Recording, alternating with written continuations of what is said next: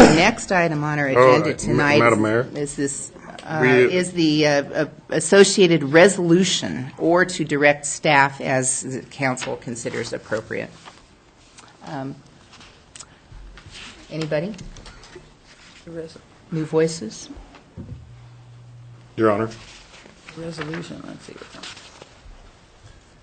Could, Tom? well, I just was wondering if maybe we could hear from Gary on the Would you like to make component of such a that. motion, please? Well, I didn't want to make a motion, I just wanted to, before we got to making the motion on the resolution, I just wanted to see if we could hear from Gary on that piece. Okay. Gary, please. Thank you.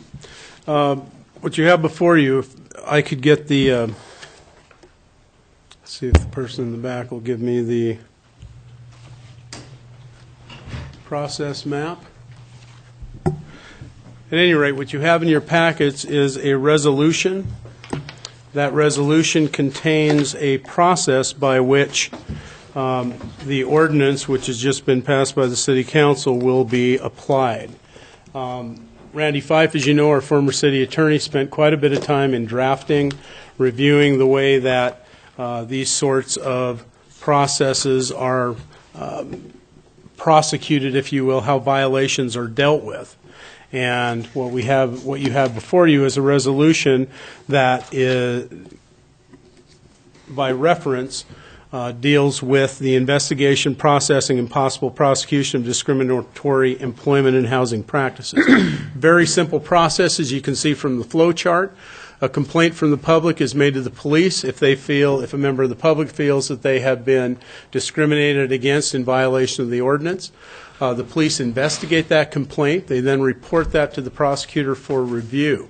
The purpose of that is police investigations are confidential and not subject to open records requests while they're in the process of investigation and until they are completed, or the case is closed. At that point, the case is referred to the city prosecutor. The city prosecutor then looks at the case to determine if it constitutes a violation of the anti-discrimination ordinance. At that point, if the prosecutor finds that it is not a violation, then the city has no jurisdiction to become involved. So at that point, the case goes away. My understanding is there was a case in Sandpoint, which was the first city to pass an ordinance such as this, that did not proceed because it could not be verified. Okay, if the prosecutor finds that there is substance to the complaint and it is facially valid, it is then referred to the city attorney. The city attorney then has a couple of paths to take. The first is that he or she will move the case forward, contact the parties, and see if it's possible for it to be mediated. If it can be mediated, the city attorney will get a mediator within 30 days to determine if it can be resolved. If mediation is successful, then the parties can come to an agreement. The violator can then amend his or her conduct and avoid further prosecution. If the mediation is unsuccessful, then of course the city attorney would refer the matter back to the city prosecutor for consideration of the filing of charges.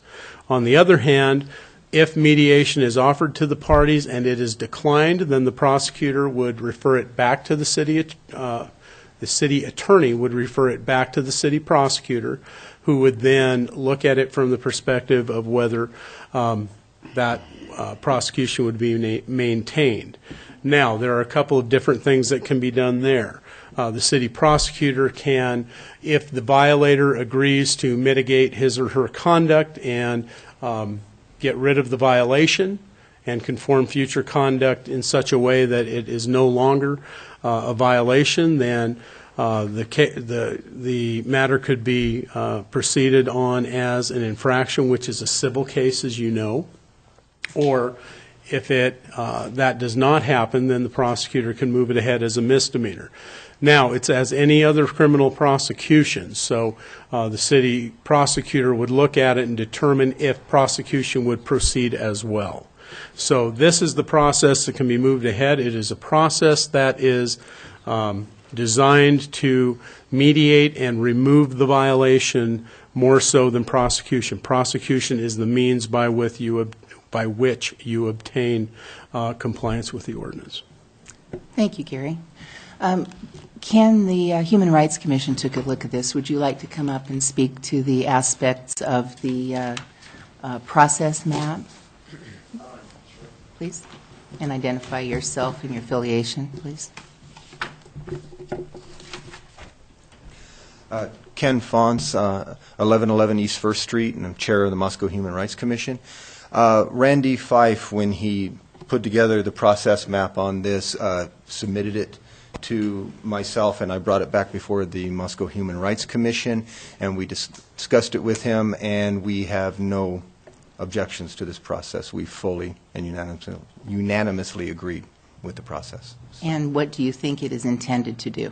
Hopefully it is intended, the way it was set up, is to solve the problem, preferably through mediation, and hopefully education along with that, so that it will not have to be prosecuted. That's what we're hoping, is that it's explained to the violator, the mediation is successful, and we solve the problem before it really becomes a problem and has to become prosecuted. So that's what we're hoping. Okay. So. And anything else you'd like to add to this discussion, since we were cut short before? No, just that we 100% support it. So. Very good, thank you. Do we have, let's see, Ken, did you want to speak to it from, are you representing the Fair and Affordable Housing Commission, or who's? I don't think our chair is here tonight. Right, as former chair?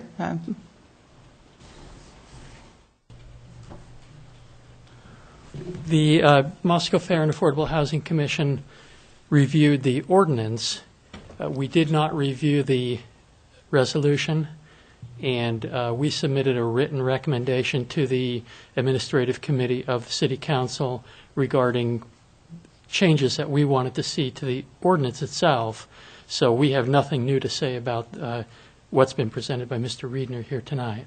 Okay. I have a personal opinion about the process, but Please, Council, share that if you wish, as your I don't feel personal comfortable. opinion. If public comment's been cut off, then I can't speak. I can't say anything in addition to what our commission has decided. I would only be speaking as a private individual. And I will invite such comment, since we didn't before, as the chair's prerogative pertaining to this process. Go ahead, please, speak as, so you've represented yourself at first as a commissioner, now in your private capacity without regard to that. And I'm speaking about this process. Please. I don't believe that the process should be criminalized. I think that criminalization undermines enforcement, vigorous enforcement of anti-discrimination laws.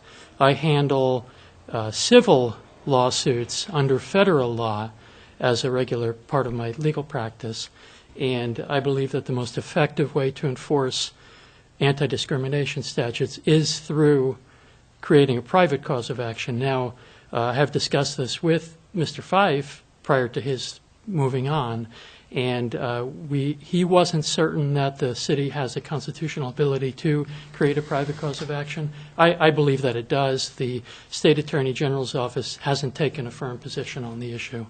But if you're looking for vigorous enforcement of an anti-discrimination statute, creating a private cause of action is the way to do it. None of the federal statutes create a criminal remedy except if violence is involved on some level. So if violence is threatened or violence is used to deny someone of their civil rights, then they can be prosecuted by the federal government. But otherwise, the federal statutes, as well as the State Human Rights Act, create private causes of action, and I believe that's the most effective way of enforcing these statutes. Thank you. Thank you. Appreciate that.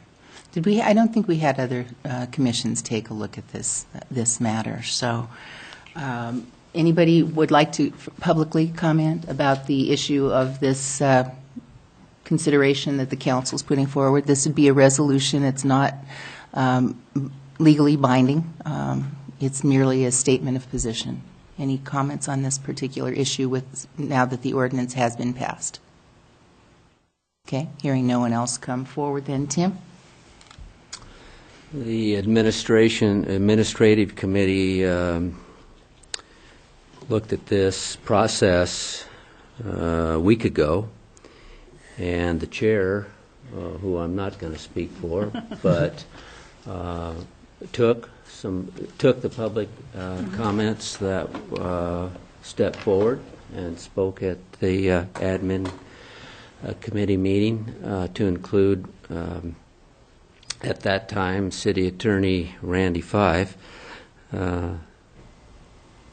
All of the folks that spoke liked the process and were supportive of the ordinance and of this process. So that having been said, I'll move that we approve this associated process. By resolution.